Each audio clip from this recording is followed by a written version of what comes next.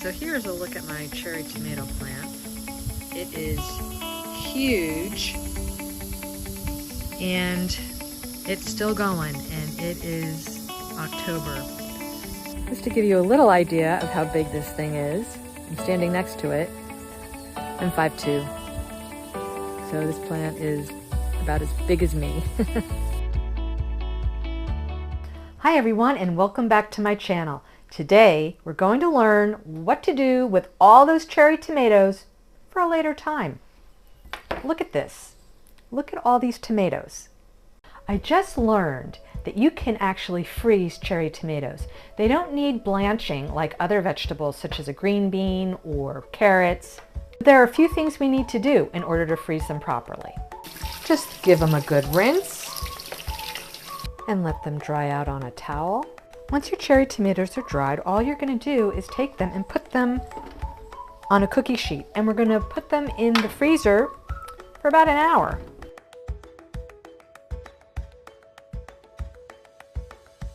Now, because we're freezing our cherry tomatoes, they're going to lose some of their shape, texture, and some of their sweetness.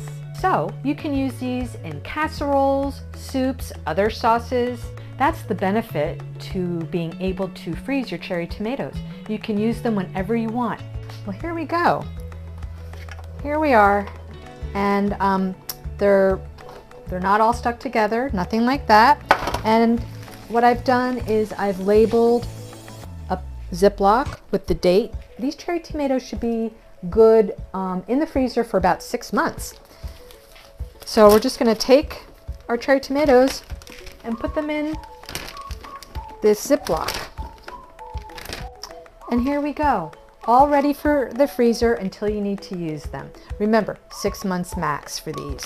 I hope this video helped those of you who are in my position with an overzealous crop of cherry tomatoes. If you like this video, please give it a thumbs up. And if you haven't subscribed to my channel yet, consider subscribing. I have videos out weekly. Have a great day, and I'll see you next time. Bye-bye.